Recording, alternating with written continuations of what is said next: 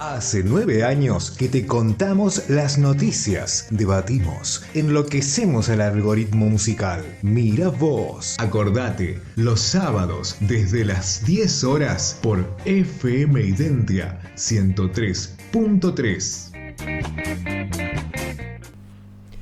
Bueno, acá estamos, 12:15, y vamos a encomendarnos a los dioses de la comunicación para poder tener la próxima charla.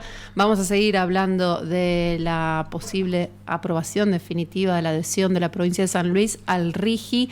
Para eso estamos en comunicación con Antonio Mangione, recién lo mencionaba la diputada del Arco, que es coordinador del Programa Institucional Transdisciplinario Socioambiental, el PITSA, de la Universidad de San Luis. ¿Qué tal, Antonio? Pablo Cufré y Cecilia Genovese te saludamos. ¿Qué tal? ¿Cómo están? Buen día.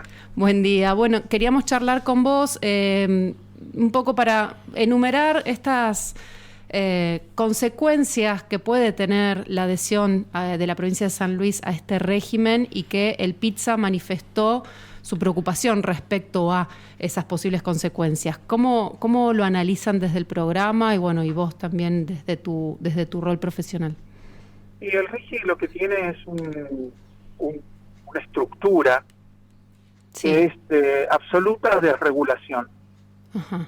Entonces, en sintonía con la lógica del gobierno nacional actual, con su filosofía, posicionamiento ideológico, ideario, lo que fuera, propone una suerte de esquema donde el Estado no debe intervenir. Las únicas reglas que priman son las del mercado, y no son solo las del mercado, sino son las de un mercado casi como en la práctica inexistente en ningún lado, prácticamente sin carga impositiva, con todas las facilidades para generar activos corrientes, es decir, para lo que se llama fuga, es decir, que los fondos, las ganancias sean inmediatamente transferidas al exterior, que esa transferencia no tenga prácticamente ninguna carga impositiva, generando solo la inversión o reinversión que les facilite seguir a la empresa trabajando, con una suerte de hay una suerte de, es curioso, porque al mismo tiempo que desregula, es una suerte de proteccionismo a lo externo, ¿no? Es un nacionalismo al revés. Sí. Es un fuerte extranjerismo. Sí. Es como que vamos a proteger a la inversión extranjera. Es extremo, es totalmente desregulado, es como el epítome del sistema de grandes inversiones. Así es top one del régimen de inversiones. Es más, tiene más garantías de las que los empresarios se hubiesen animado a pedir. Sí. Dicho por ellos mismos. Dicho por los mismos empresarios. Entonces, dicho por ellos mismos. Entonces, bueno, creo que nos exime, eso es como en el marco, nos exime de calificarlo más. Ya está, para mí ya está hecho. Sí, me gustó lo de protección del extranjero. Y después, ¿cuáles son los problemas? A raíz de esto, lo que tiene es que, bueno, lo que se va a ver es que está escrito, es textual, y no tal vez no haya mucha vuelta que darle. Nada que se oponga a lo que dicen los artículos del RIGI puede ser revertido o impedido por ninguna normativa o legislación de ningún estamento de gobierno a nivel nacional, provincial o municipal en las provincias. Con lo cual, los eventuales recaudos que las provincias crean poder tener, que es lo que podría llegar a ocurrir, y que el régimen y la ley, el decreto reglamentario y la ley lo avalan, y bueno, van a ir a los juzgados internacionales y allá se resolverá. Sí. Entonces, ¿qué es lo que genera esto? En consecuencia, que supongamos una comunidad, inclusive un municipio, no hablemos de la asamblea de los vecinos por el agua, en San Francisco o en o del nordeste de San Luis. Hablemos de ellas más el municipio. Y uno dice, bueno, no, porque la empresa, porque hizo esto, porque hizo... usted está demandando, bueno, vamos afuera. Entonces, abogados afuera, costos afuera, viajes afuera. ¿Quién va a pagar eso? ¿Cómo? Sí, claro. Y es un problema hacerlo acá. ¿Cómo se paga eso? ¿Cómo se aboga? Sí, es totalmente... Hola, perdimos la comunicación. Venimos complicados. Me parece que sí. A ver, ahí te escuchamos de nuevo. Decime.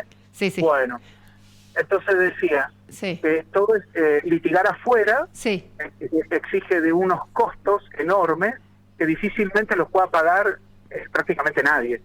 No, pero claro. probablemente un estado provincial con suerte, un estado nacional. De ahí para abajo nadie. Y entonces eso es que restringe acceso a la justicia. Pero no solo eso, no solo el acceso una vez que empezás el litigio, ni siquiera van a litigar. Claro, no. Porque ya saben lo que se viene, es decir, va a haber un desánimo. No hay incentivo a hacer las demandas y a reclamar por lo que se considera justo. Y después hay una serie de cuestiones vinculadas a los impuestos, a IVA, a la mano de obra nacional, a que genera grandes diferencias en ingresos entre personal ultra calificado y otro tipo de trabajadores. Y después, dependiendo de la actividad, será más o menos contaminante, más o menos perjudicial para el ambiente. San Luis tiene un corpus legislativo ambiental buenísimo. Vos lo ves hoy y es de avanzada, es muy bueno, es muy bueno. El principal problema de San Luis son los controles. Ahora imagínate un régimen que te dice que lo que está escrito no vale de nada, y sumarle eso mayor descontrol. Claro. Entonces el escenario no es bueno ni para la explotación petrolera, que no va a ocurrir en San Luis, ni para la explotación minera, que por ahí probablemente haya dos campanas que dicen que es inminente la explotación minera en San Luis, y otros que dicen que tal vez no, que no ocurra, o para estas energías renovables que tienen como muy buena prensa, porque sí, son más limpias en materia de dióxido de carbono, pero no son limpias. Son o menos sucias o un poco más limpias. Pero toda acción humana contamina, toda acción humana tiene impacto, y lo que tenemos que evaluar es en qué contexto se impacta, cuál es la dimensión de ese impacto, la presión del impacto, la extensión del impacto, y sobre todo por extensión, no solo pensar en el ambiente, sino en términos sociales y culturales. ¿Qué significan grandes inversiones? ¿Qué significa que haya personal ultra calificado en materia de saberes técnicos y otros que no tanto? ¿Qué significa que los accesos a esas tecnologías se puedan convertir en accesos de élite? Por ejemplo, porque ese es otro tema. ¿Cuál es el impacto ambiental? Probablemente no sea tan grande, probablemente, depende si hay planificación territorial, si no la hay, probablemente. Y el impacto social en términos de quién va a poder acceder a todo el sistema eléctrico que tendrías que tener en tu casa, por ejemplo, para poder acceder a los sistemas de energía fotovoltaica de los parques solares que alguna vez existan en San Luis. Ahora yo digo, todo eso que se propone, en particular acá en San Luis con las energías fotovoltaicas, ¿está de por sí mal? No. El tema es que no hay nada en el régimen, en el RIGI, que garantice que vaya a ser algo mejor de lo que hay ahora, en materia ambiental y en materia socioambiental. Pero yo no descarto que sea mejor que los autos sean, en todo caso, eléctricos y no combustibles fósiles. Lo que pasa es que va a ser otro nivel de impacto. Claro.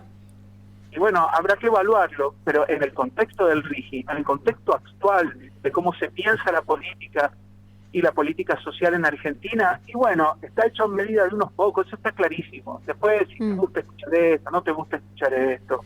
Ya yo la otra vez se los dije a los diputados y diputadas, no hay una sola evidencia en América Latina, no lo dice el PISA, lo dice hasta el Fondo Monetario Internacional, la CEPAL, decenas de investigadores, todos coinciden, 13, 14, 15, 20 países en América Latina, y vos ves en qué mejoró la calidad de vida, las grandes inversiones en América Latina, y no hay un solo dato a favor, no la mejora. no es por eso, no es por las grandes inversiones. Las grandes inversiones no te salvan la vida, no en América Latina, probablemente en Europa, probablemente en Inglaterra, y en algún que otro país porque tiene condiciones muy particulares, pero no en Argentina, ni siquiera en Brasil, no pasó en Costa Rica, no pasó en Perú, no pasó ni está pasando en Ecuador.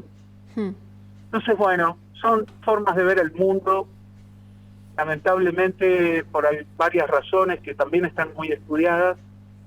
En la política doméstica se siguen ciertas corrientes que les permiten priorizar sin mucho costo al menos político, y priorizan algunas cuestiones, sobre todo en el corto plazo, y lo demás veremos. Y ese es el derrotero de América Latina, esa forma de entender el mundo. Así es. Buen día, Antonio. Pablo Cufré te saluda. ¿Cómo estás? ¿Cómo estás? Bien, gracias. El otro día, bueno, ¿tuviste alguna oportunidad de manifestar algo de esto en la Cámara de Diputados? Sí, prácticamente todo esto. Sí, pero quiero decir, ¿qué recibís del otro lado, del lado digamos, de quienes apoyaron en definitiva esto? ¿Qué devuelven? En ese momento recibimos escucha. Nos escucharon, fue todo lo amable, con todo lo que uno podría esperar de un encuentro en donde se habla y se discute. Era una reunión muy corta, entonces fue en mi caso más de carácter expositivo, sí. en el mío, y aunque muy corto, expositivo, o sea, no es tan corto como esto. Y bueno, escucharon, dejé ya le habíamos acercado un documento que ya les habíamos mandado además. Y bueno, no, nada más. Después, si ustedes vieron la sesión, ahí estuvieron los argumentos. Nosotros no recibimos ninguno de esos argumentos. Sí escuché a partir de lo que mencionaban las asambleas, es que se tenían que quedar tranquilos porque no iba a haber minería, porque San Luis no es una empresa, no es una provincia que dé a las empresas ningún rédito en términos de la categoría de mega minería, ¿no? Ajá. ¿Por qué? Porque hay minería de ónix, por ejemplo, hay minería de algunas cosas, pero no de las minerías en términos de lo que se conoce la mega minería, por uso de químicos, etcétera. Que se quedaran tranquilos, y de esto pusieron en el tercer artículo de la ley de adhesión, del proyecto de adhesión, pusieron algo vinculado a creo que era 634, la de protección del ambiente y el sistema minero. Pero bueno, yo creo que no, digamos, para mí, y para el Colegio de Abogados y para otros juristas, sí, no tiene ningún sentido poner recaudos de ningún tipo, porque hay 3 o 4 artículos en la ley que lo dicen claramente, que nada se puede oponer al RIGI. Claro. Así que bueno, para mí lo que viene ahora hay que tener una mirada atenta.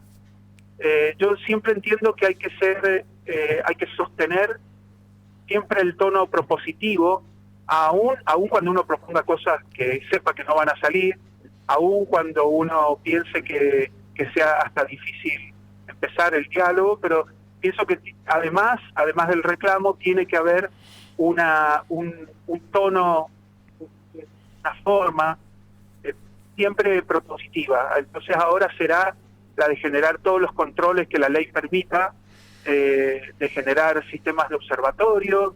Habrá que trabajar en eso, porque no es la mejor ley, no se lleva muy bien esta ley con nada de lo que por ahí uno entiende que son o derechos, o mejores condiciones, o justicia social, o equidad en la distribución. Yo no veo nada ahí.